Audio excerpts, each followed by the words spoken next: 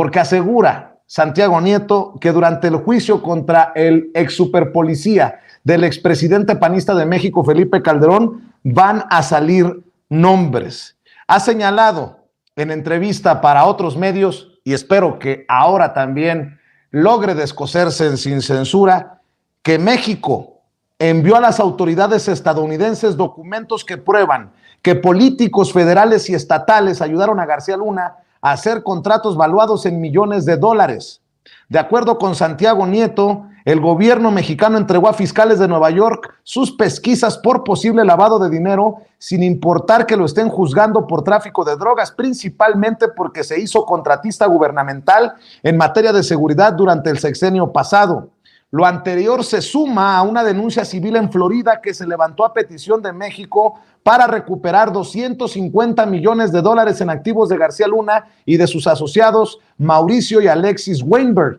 quienes habrían recibido un pago indebido por parte del Estado. También ha señalado Santiago Nieto que la actual situación de violencia se generó a partir de los acuerdos que hizo el que está a punto de ir a juicio, Genaro García Luna, con algunas organizaciones. Bueno, para hablar de estos detalles, saludo a Santiago Nieto y le agradezco siempre al doctor Nieto que nos tenga confianza para hablar sin censura. Santiago, te mando un abrazo, buenas noches. Un saludo a ti y a tu auditorio y qué bueno que me volviste a invitar a tu programa.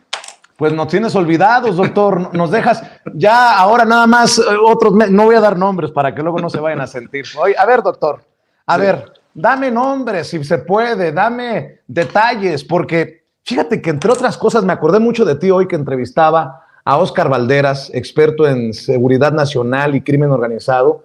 que hacía referencia a algo que escribió él para la revista MX sobre Genaro García Luna, que de alguna manera participó y facilitó reuniones o supuestas reuniones del Chapo Guzmán con el exgobernador de Tamaulipas, Francisco García Cabeza de Vaca,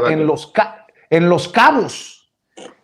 Tú sabes de estas cosas. Danos la información sin censura, Santiago. A ver, antes de tocar ese tema de Cabeza de Vaca y el vínculo con la delincuencia organizada, creo que es importante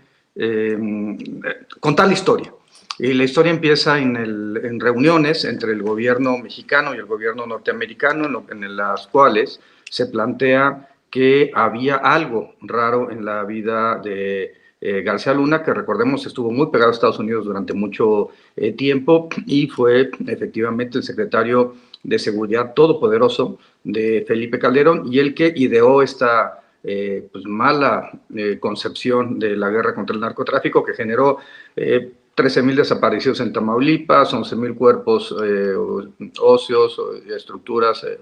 mejor dicho, restos humanos en Coahuila, la guerra en Ciudad Juárez. Todos estos son los elementos a los que García Luna apostó y que con ello evidentemente tuvo una enorme retribución la Secretaría de Seguridad Pública a partir del presupuesto por una mala conceptualización de parte de Felipe Calderón, que lo que buscó fue legitimar su gobierno después de la crisis electoral del año 2006 a través de la violencia contra un enemigo que pensó que todos tendríamos el mismo enemigo, y evidentemente sí, la delincuencia organizada, pero que era un enemigo sin rostro, o con muchos rostros, mejor dicho, y esto implicó que cada vez que se cortaba una cabeza nacían como la hidra otras, y el resultado fue pues, lo que estamos viviendo, esta pesadilla que inició en esos años. Es decir, el incremento periódico, paulatino de la violencia a partir de un esquema mal entendido de combate a la delincuencia organizada. ¿Qué se debió de haber hecho? Y creo que es parte de lo que se ha querido hacer en esta administración. Es, uno, combatir el sicariato, por supuesto, a los líderes del narcotráfico, a los sicarios, a los narcomenudistas, pero también se tiene que atacar las estructuras financieras que les dan soporte económico, porque al final del día, si no, pues los jóvenes en varios estados de la República van a ver como una opción de vida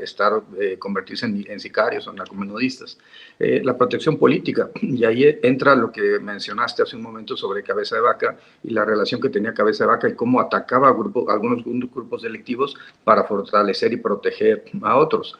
puede ser la columna armada, que en 2016 lo apoyó en la candidatura a la gobernatura, pero también los grupos de los cárteles que estaban metidos y siguen metidos en Tamaulipas, en cada una de las regiones o en cada una de las ciudades.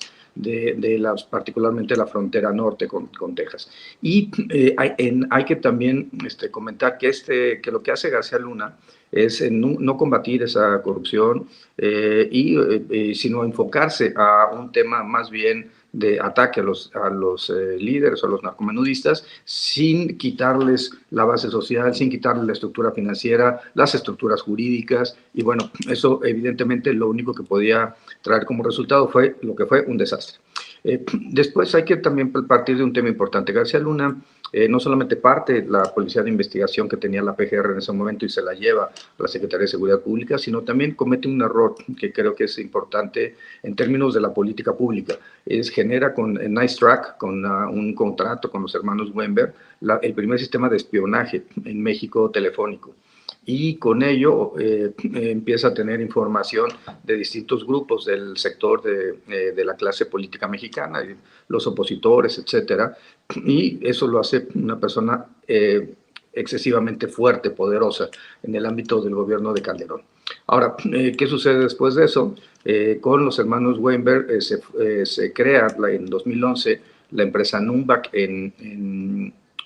Panamá. Esa empresa Numbac, bueno, desde antes, y en 2011 se crea la filial en México, que empieza a operar con el gobierno mexicano en la época de Calderón, 2011-2012, y después de 2012 prácticamente a todo 2018 en el gobierno de Peña Nieto. Y ahí es donde viene esta contratación gubernamental con Numbac de 2.600 millones de pesos, 77 millones de dólares, y donde la contratación se da pues, básicamente con el órgano de readaptación social de la Secretaría de Gobernación, con la Comisión de Seguridad, Policía Federal, entre otros espacios, que finalmente contrataban a la empresa de García Luna. ¿Por qué digo que es la empresa de García Luna? Porque a pesar de que los Weinberg eran como los dueños formales, lo cierto es que los recursos se iban a Panamá.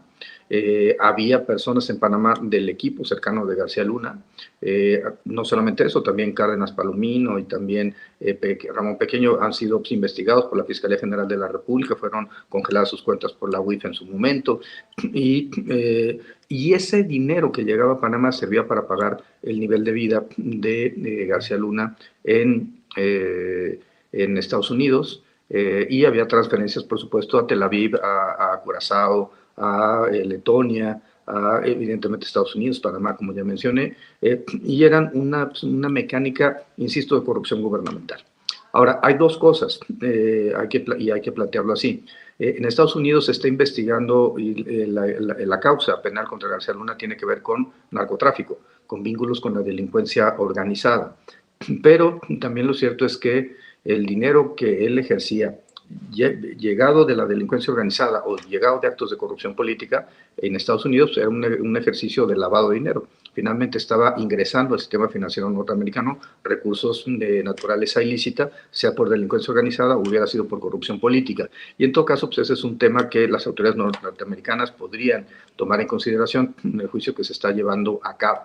También lo que es cierto es que en México la denuncia que presentó la UIF en su momento, que la Fiscalía Anticorrupción tiene, estaba pues, relacionada, y delincuencia organizada, estaba relacionada con temas de corrupción política, pero eso no exime a que se investigue por nexos con la delincuencia organizada, sobre todo de cara a lo que se va a ventilar en este proceso, donde hay muchos testimonios, en el caso del juicio del Chapo y en otros anteriores, en donde se menciona que García Luna recibía millones de dólares de parte de grupos de la delincuencia organizada, particularmente del cártel de Doctor, Sinaloa.